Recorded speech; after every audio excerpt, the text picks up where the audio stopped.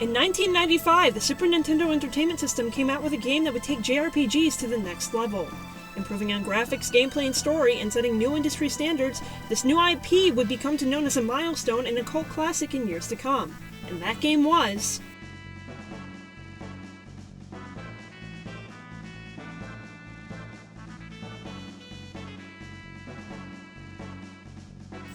The journey begins with an unnamed Earth-like planet in the year 1000 AD. You wake up a silent protagonist Chrono who decides to go to the Guardia Millennial Fair to check out his friend Lucas' invention demonstration. While looking for her, you bump into Meryl, who, after you retrieve her pendant, decides to accompany you to the demo. While there, you are asked to help show off Lucas' new telepod, which ends up being a huge success. Impressed, Meryl gives it a shot. But the telepod, reacting to Meryl's pendant, malfunctions and creates a Star Trek-y time portal thing. Meryl gets sucked into the portal and Chrono follows while Luca tries to figure out what went wrong. Chrono gets dumped 400 years in the past and finds Meryl, who's believed to be the missing Queen Linnae. In the middle of their conversation, Meryl complains that she feels like she's being torn apart and vanishes right in front of Chrono's eyes yet again. Luca then conveniently jumps in to explain that Meryl is actually the modern-day Princess of Guardia, which is why she bears such a striking resemblance to the Queen. But, since historically the Queen was in actuality kidnapped by a group of monsters known as the Mystics, with Meryl accidentally taking the Queen's place, the search party that was supposed to rescue her is called off, the real Queen dies, and Meryl is never born. Chrono and Lucas set off to rescue the real Queen Linnae and set things right, along the way meeting a talking frog who introduces himself simply as Frog. They save the day when they beat the Mystic Yakra and are reunited with the now definitely born in the future Meryl. Happy as clams, everyone returns home to the Millennial Fair where Chrono is imprisoned on charges of kidnapping Meryl. Doomed if he does, doomed if he doesn't, Chrono eventually breaks out of jail and reunites with Luca and Meryl. Running away from the guards, Luca leads the gang through another time portal and they all end up in 2300 AD, the end of the world as we know it. Confused yet? We haven't even gotten started. Luca finds a robot, fixes it, and names it Robo. In return, he offers to help them all find the time gate to get them back home. While exploring, they find that in 1999 AD, a giant rock fire lizard named Lavos came and ruined everything.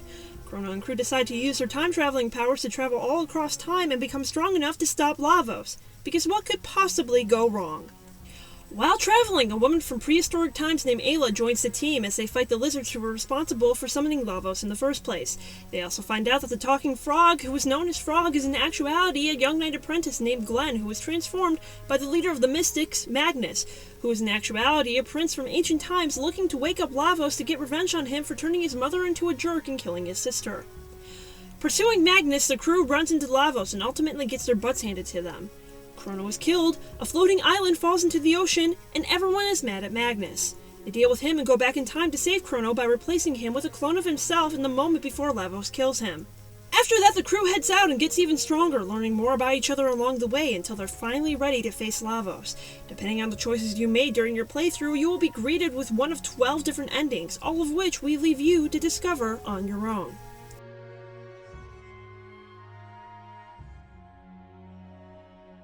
Like most JRPGs at the time, Chrono Trigger uses a turn-based battle system in which each character has a meter at the bottom of the screen that slowly fills out before they can make a move, the speed depending on the stats of the armor and the weapons equipped. Unlike most RPGs of the time, there are no random encounters. Each enemy can be seen on the map and must be engaged by either touching the enemy or crossing a certain point on the map that triggers an off-screen enemy to attack. Each of these battles occurs in the exact same place in the world every time, allowing the player to plan ahead. Battles take place on the world map and not on a separate screen like most RPGs. Because of this, enemy and character placement on the field can affect the way the battle plays out. Unique to Chrono Trigger at the time was the use of multi-character techniques known as dual text and triple text. If more than one character's active time battle meter is full and the characters have learned the appropriate single-character techniques, those characters can perform a dual or triple text, such as Chrono and Lucas' Fire Sword or Meryl and Ayla's Ice Toss. Chrono Trigger also had New Game Plus, a mode that allowed the player to replay the game from the beginning but with all the character stats, items, and money acquired in the first playthrough. New Game Plus is required to achieve some of the endings in the game. Another key game mechanic pioneered by Chrono Trigger was the cause and effect system, used to determine the events of the story in the game. What you did and when you did it affects the events of the game, how people react to you, what people end up in your party, and even the ending of the story.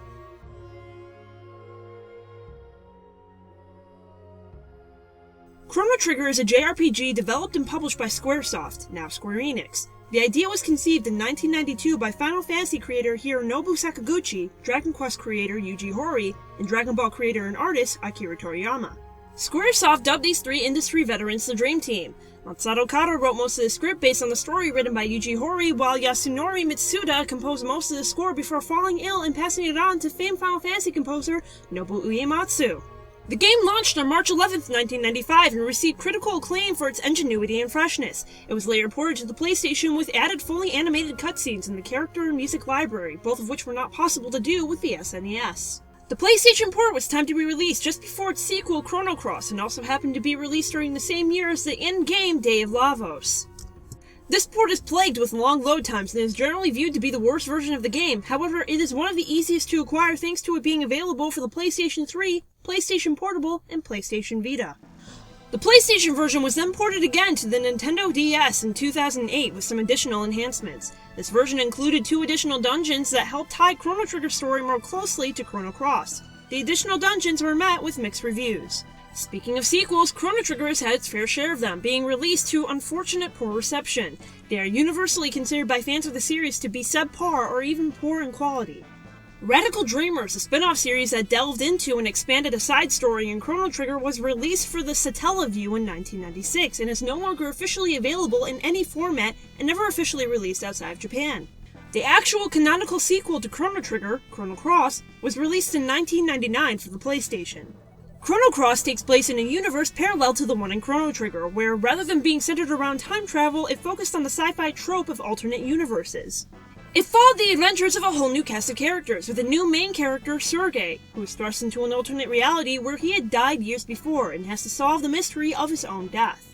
The only recurring character connecting the two games together is Luca. Writer and director Masato Kato saw it as an opportunity to retell the story of Radical Dreamers. The game, upon release, was universally praised by critics, but remembered by fans as being far inferior to Chrono Trigger. Square Enix has made no announcements regarding the future of the series, though several developers within the company have gone on record to say that it is a franchise that they would love to revisit.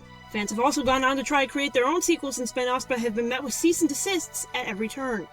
Even 20 years later, Chrono Trigger is still considered to be a masterpiece of gaming, being well loved by its original fans and passed down through the generations, proving it has withstood the test of time. Some love it for its story, some for its gameplay, and some for its simplicity. And although we won't be getting a new one anytime soon, it's good to know that there will always be plenty to explore in the land of Guardia.